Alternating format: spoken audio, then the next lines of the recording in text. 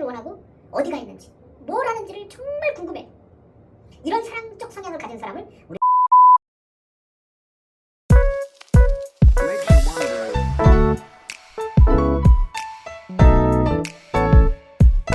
여러분 안녕하세요.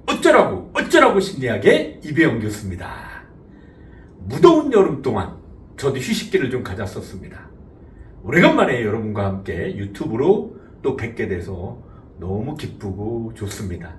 다시 시작하는 멋진 인생, 여러분 우리는 늘 다시 시작합시다. 저는 오늘 유튜브를 통해서 여러분들에게 어떻게 하면 두 사람이 만나서 행복한 연애를 하고 인고 커플이 될 수 있는지에 대해서 얘기를 해드리려고 합니다. 바로 연애는 전쟁이죠, 전쟁. 네. 행복한 전쟁일 때도 있고 불행한 전쟁일 때도 있어요. 왜? 행복할 때는 서로 그냥 너무너무 좋아가지고 그냥 기쁨이 넘쳐서 전쟁 같아요. 또 너무 안 맞고 싸우고 집어 던지고 이럴 때는 마치 심각한 러시아와 우크라이나의 전쟁과 같은 심각한 전쟁 상태를 직면하게 되죠. 여러분, 연애는 전쟁이에요. 이 전쟁에서 어떻게 하면 예쁜 사랑 그리고 행복한 사랑을 만들어 갈 것인가, 저는 오늘 그거에 대해서 세 가지만은 꼭 알아라. 이 세 가지만을 잘 알게 되면 정말 멋지고 예쁜 커플이 될 수 있다. 이런 주제로 여러분들하고 얘기해 보려고 합니다. 자, 바로 연애 전쟁에서 승리하는 바로 비결이 뭘까? 나에게 모처럼 연애 상대가 찾아왔어요. 기다리고 기다리던 그가 왔어요. 근데 처음에는 너무 좋고 행복했어요. 그리고 서로 다르니까 내 단점을 보완해 줄 것 같았고 내 부족한 점을 채워줄 것 같아서 너무 좋았습니다. 그래서 둘이는 아름다운 연애에 빠지게 됐어요. 그런데 시간이 점점 지나면 지날수록 그녀가 미워지기 시작하고 가끔 나를 속상하게 하고 가끔씩 전쟁 같은 사랑을 시작하게 됩니다. 그렇게 멋있었던 그 장점이 어느 순간에 단점으로 보이기 시작합니다. 나에게 운명처럼 찾아왔던 그녀. 왜 우리는 전쟁 같은 사랑을 시작하게 되었을까요? 어떻게 하면 이 전쟁 같은 사랑을 이겨나갈 수 있을까요? 어떻게 하면 예쁘게 이 전쟁 같은 사랑을 극복해 나갈 수 있을까요? 세 가지만 알면 여러분은 멋진 사랑의 주인공이 될 수 있습니다. 로미오하고 줄리엣보다 더 아름다운 사랑의 결실을 맺을 수 있는 커플이 될 수 있다는 얘기입니다. 여러분, 세 가지만은 꼭 아셔야 돼요. 첫 번째, 연애는 비둘기를 지는 것처럼 해라. 그게 무슨 얘기냐? 자, 연애를 할 때요, 우리는 비둘기를 지는 것처럼 해야 됩니다. 우리가요, 너무 꽉 찌는 경우가 있어요. 정말 그 사람을 너무 사랑하다 보니까 모든 신경과 정신이 그 사람한테 가. 그래서 그 사람의 일거수일투족을 확인받기를 원하고 어디가 있는지 뭘 하는지를 정말 궁금해요. 이런 사랑적 성향을 가진 사람을 우리가 매니아적 성향이 있는 사람이라고 얘기합니다. 의외로 이런 사람이 너무 많아요. 이게 집착을 낳고 결국 그 사람에 대한 구속을 낳고 그 사람은 이걸 못 견뎌합니다. 너무 지나치게 꽉 줘서 조금만 연락이 안 돼도 카톡에 수십 번의 문자가 와 있어요. 너무 힘들어합니다, 상대방이. 우리는 비둘기를 지는 것처럼 너무 꽉 쥐면 죽어요. 너무 풀어주면 날아가요. 비둘기를 지는 것처럼 해야 됩니다. 너무 꽉 쥐면 안 됩니다. 비둘기는 너무 꽉 쥐면 죽습니다. 내가 열정이 있고 내가 그 사람을 사랑하고 그 사람을 아끼고 그 사람과의 인연을 소중히 여기기 때문에 멋진 연애를 만들어 보고 싶어서 그냥 안달을 하고 그렇게 힘들어하지만 그 안에는 한 사람을 파괴시킬 수 있는 구속이 자리 잡고 있다는 겁니다. 뭐든지 적당히 중용을 지킬 때 좋은 관계가 형성됩니다. 우리가 이런 얘기가 있죠. 칭찬도 도에 넣으면 그게 칭찬으로 안 들려요. 어떤 사람들이 그러죠. 막 칭찬했잖아요. 너는 김태희보다 더 이뻐. 이성적인 여자들에게는요, 느낌으로 안 와닿아요. 저 사람이 왜 저래? 너 뭐 잘못했지? 이렇게 질문을 던질 수도 있습니다. 여러분, 비둘기를 지는 것처럼 너무 꽉 쪄서 그 사람의 일거수일투족을 다 터치하려고 하지 마세요. 비둘기를 지는 것처럼 해야 됩니다. 또 너무 풀어놔주면 비둘기가 날아가죠. 여러분, 날아가면 아무 소용이 없습니다. 비둘기를 지는 것처럼 해라. 너무 풀어주면 그 사람한테 너무 관심을 안 보이고 애정 표현도 안 하고 사랑 표현도 안 하면 그 사람은 저 사람은 나한테 관심이 없나 보다. 저 사람은 나한테 사랑이 없나 보다. 저 사람은 날 정말 존중하지 않는 걸까? 저 사람은 애정이 식었어. 상대방이 그렇게 생각을 하게 됩니다. 그렇기 때문에 여러분 반드시 적당한 관심과 그 사람에 대한 문자, 카톡 필요합니다. 그래서 너무 풀어주면 이거를 방임적 연애 스타일이라고 그러는데요. 상대방을 풀어놓게 키우는 거죠. 방임하는 거죠. 목장에서 막 풀어놓고 다 키우는 거예요. 가끔씩은 내다보고 관심을 가져주고 문자도 주고 카톡도 주고 하면서 관심과 애정 표현을 잘해야 좋은 커플이 될 수 있습니다. 여러분 특급 비밀 첫 번째가 뭐라고요? 바로 비둘기를 지는 것처럼 해라.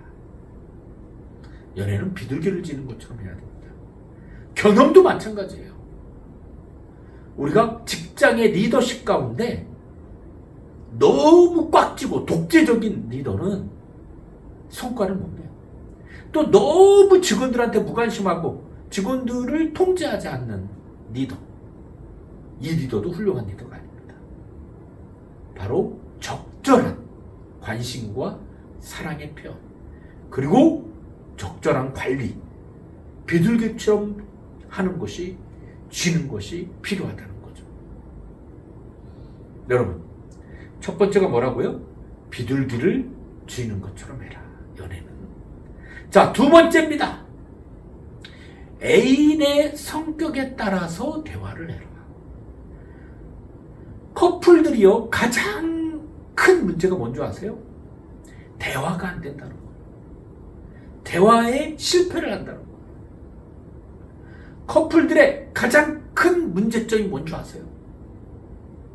바로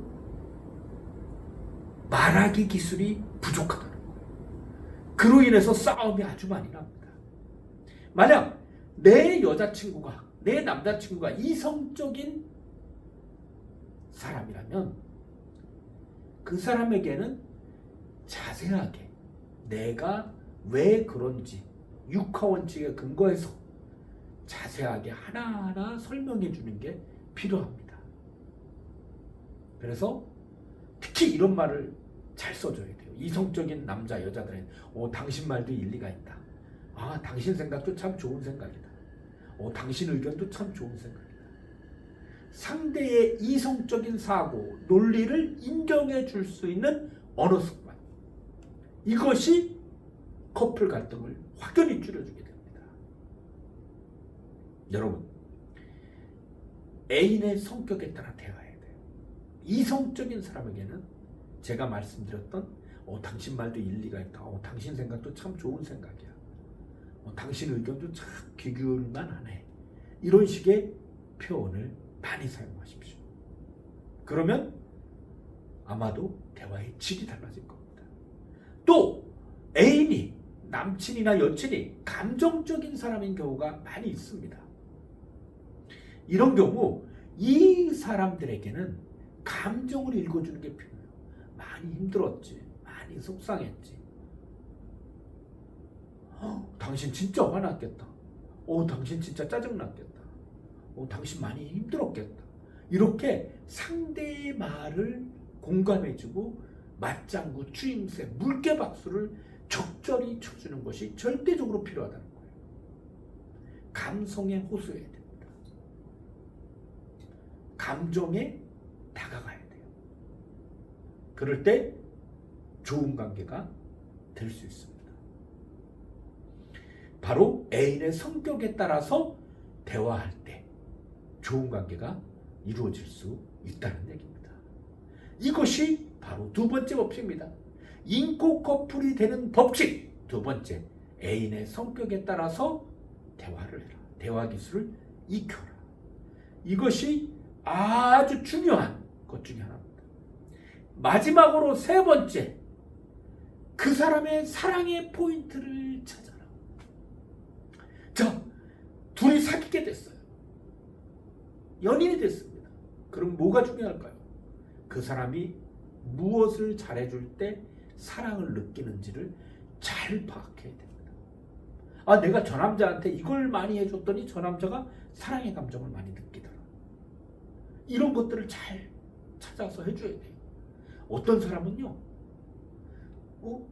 막 내 여자친구가 나한테 지극정성을 다할 때, 헌신적인 모습을 보여줄 때, 막 희생적인 모습을 보여줄 때, 피곤해서 지쳐서 들어갔는데 갑자기 어깨를 막 주물러주고 막 피곤을 달래주기 위해서 맛있는 걸 만들어주고 나한테 막 너무 헌신적으로 잘해요. 이랬을 때 사랑을 느끼는 사람들이 많습니다. 또 어떤 여자분들은 술 먹었을 때 막 데리러 와줍니다.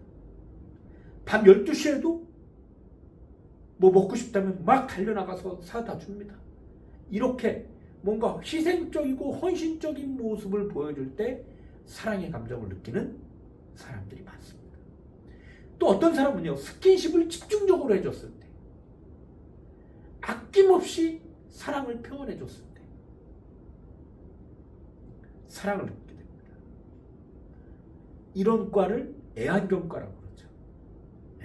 쓰담쓰담 부비부비를 잘해줄 때 사랑의 감정이 느껴져요. 저 여자 저 남자가 날 사랑하는구나. 이게 안 맞는 커플들이 많습니다. 어떤 사람은 스킨십 지수가 아주 높은데 어떤 사람은 스킨십 지수가 낮아요. 그래서 갈등이 일어나는 경우가 꽤 많이 있습니다. 여러분, 상대방의 사랑의 포인트를 찾으셔야 돼요. 그 사람이 뭐를 잘해줄 때 사랑을 느끼는지, 행복한지를 찾으셔야 됩니다. 어떤 사람은요, 인정해주고 지지해주고 격려해주는 말을 들을 때 사랑을 느껴요. 내가 자기 만난 게 행운인 것 같아. 어서 자기 같은 여자를 만나겠니? 자기야, 앞으로 행운이라 부를게. 이런 말을 멘트를 들으면 너무 행복하고 정말 저 남자가 날 사랑하고 있구나 라고 느끼는 사람들이 많습니다. 근데 어떤 사람은요, 이런 멘트 자체가 부담스러워하는 분들도 꽤 있습니다. 입으로만 막 거리는 사람들 별로 안 좋아해요. 우리 속된 말로 주둥이만 나불거리는 인간들 안 좋아합니다. 그런 칭찬을 들었을 때 왠지 부담스럽고 왠지 그 사람의 말이 진실이 아닌 것 같고 그 사람이 거짓을 말하고 있는 것 같고 이렇게 느껴지는 사람들이 꽤 있습니다. 여러분, 그 사람의 사랑의 포인트, 그 지점이 뭔지를 찾아서 그걸 집중적으로 해주십시오. 우리가 국악을 듣고 싶은 사람한테는 국악을 틀어줘야 정상이죠. 클래식을 틀어주고 너무 좋지, 너무 행복하지 이러면 상대방은 화가 나죠. 그 사람이 무엇을 해줄 때 사랑을 느끼는지, 무엇을 집중적으로 해줄 때 행복한지 이거를 여러분이 꼭 기억하셔서 실천해 주십시오. 그러면 인고 커플이 될 수 있습니다. 저는 오늘 인고 커플이 되는 3가지 법칙에 대해서 말씀을 드렸습니다. 여러분 기억나시나요? 오늘 학습했던 거. 여러분, 인코 커플이 되는 비결 3가지 반드시 기억해 주십시오. 여러분, 인코 커플이 되는 비결 첫 번째가 뭐라 그랬습니까, 여러분? 비둘기를 쥐는 것처럼 해라. 너무 꽉 쥐면 죽어요. 너무 풀어주면 날아가요. 연애에는 밀당이 필요합니다. 사람을 너무 구속하려고도 하지 말고 너무 풀어놓고 키우지도 마라. 비둘기를 쥐는 것처럼 해라. 두 번째, 애인의 성격에 따라서 대화의 기술을 달리해라. 이성적인 사고가 발달한 남자, 여자에게는 당신 말도 일리가 있다. 당신 생각도 참 좋은 생각이다. 당신 의견도 참 괜찮아. 당신 말에는 귀를 기울여야 될 이유가 반드시 있어. 이런 표현들을 자주 사용해주세요. 그러나 감성이 발달한 사람한테는 맞장구 추임새 물겨봤어. 그 사람의 감정을 읽어줘. 많이 힘들었지, 많이 속상했지, 많이 화났지. 이런 표현들을 많이 해줘. 세 번째, 사랑의 포인트를 찾아라. 내가 그 사람한테 무엇을 잘해줘야 그 사람이 사랑의 감정을 느끼는지를 찾아서 그걸 집중적으로 해줄 때 그 사람은 행복을 느낍니다. 그 사람에게 내게 선물을 사줄 때 사랑을 느끼는지, 그 사람한테 관심을 가져줄 때 사랑을 느끼는지 반드시 사랑의 포인트 지점을 찾으십시오. 그러면 아마도 여러분, 이 커플 연애 상담의 신 이배영 교수가 확실히 얘기합니다. 인코 커플이 확실히 되실 수 있을 겁니다. 여러분, 다음 시간에 만나요.